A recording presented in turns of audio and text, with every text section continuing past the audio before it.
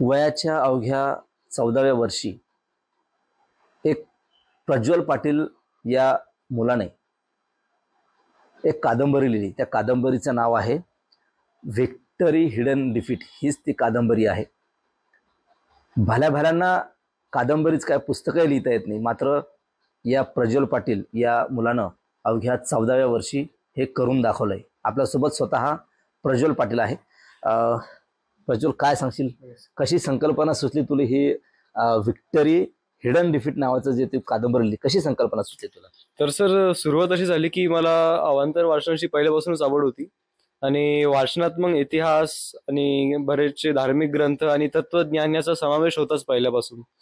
तर हळूहळू मग जेव्हा मी अजून हे वाचत गेलो तेव्हा एक अशी विचार आला की आपण काही लिहिलं पण पाहिजे.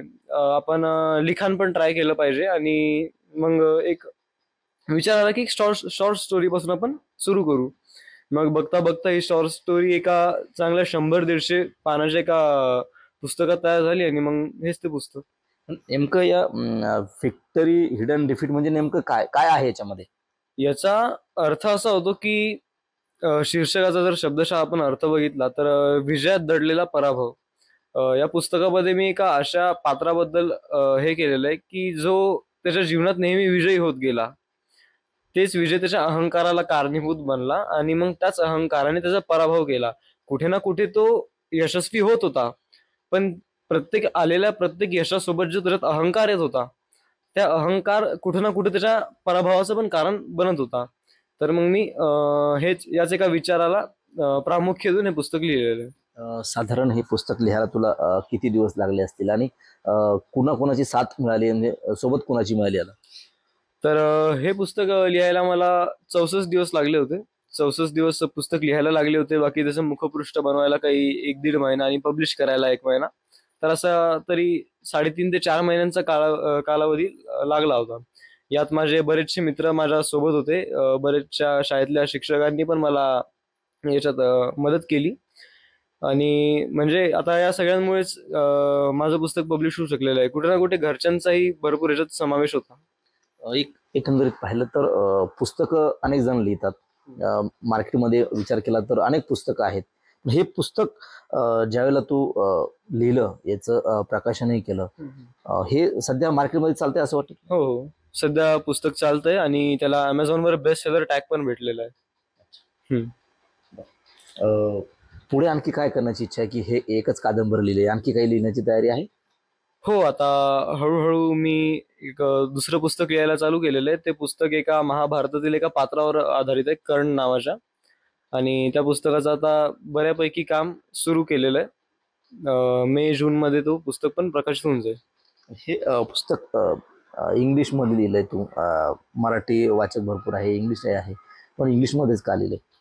इंग्लिशमध्ये लिहिण्याचं कारण म्हणजे की आता हे पुस्तक मला फक्त महाराष्ट्रात लिमिटेड नव्हतं ठेवायचं, पूर्ण भारताचं हे करायचं होतं. तर म्हणून मग आता भरपूर भाषा झाल्या, भरपूर प्रकारचे लोक झाले, भरपूर वेगवेगळ्या भाषेत बोलणारे लोक झाले.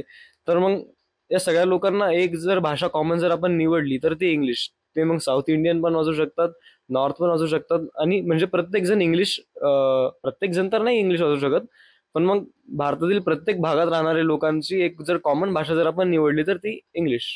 तर आता हे जर व्हिक्टरी हिडन डिफीट जे पुस्तक आहे, साधारण हे जो प्रकाशन याचं झालं त्यावेळेला नेमकं किती याचे प्रती होत्या आणि आता कुठं कुठं पोहोचला असेल साधारण? तेव्हा जर बघितलं तर प्रकाशित झाल्यावर याच्या पहिल्या आठवड्यात महाराष्ट्रापर्यंतच हे होत्या. पण मग जसं जसं काळ पुढे जात गेला आणि हळूहळू हे पुस्तक मग ॲमेझॉनवर फेमस झालं खूप, ॲमेझॉनवर आणि फ्लिपकार्टवर. आणि ऑक्टोबरमध्ये या पुस्तकाला बेस्ट सेलरचं टॅग भेटलं. म्हणजेच पूर्ण भारतभरात या पुस्तकावर भरपूर मागणी आलेली होती. नक्कीच. तर हा होता प्रज्वल पाटील, ज्याने व्हिक्टरी हिडन डिफीट नावाचं एक कादंबरी या ठिकाणी लिहिली, तीही इंग्लिशमध्ये, आणि वयाच्या अवघ्या 14व्या वर्षी. आणि ह्या पुस्तकाला ॲमेझॉनवर बेस्ट सेलर याचं एक पारितोषिकही मिळालं असं त्याने सांगितलंय.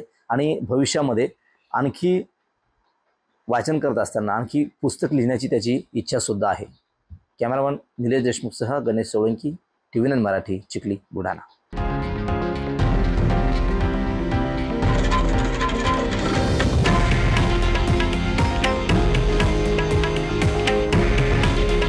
हे आहे देशातील नंबर 1 न्यूज नेटवर्क आणि आपण पाहत आहात TV9 मराठी.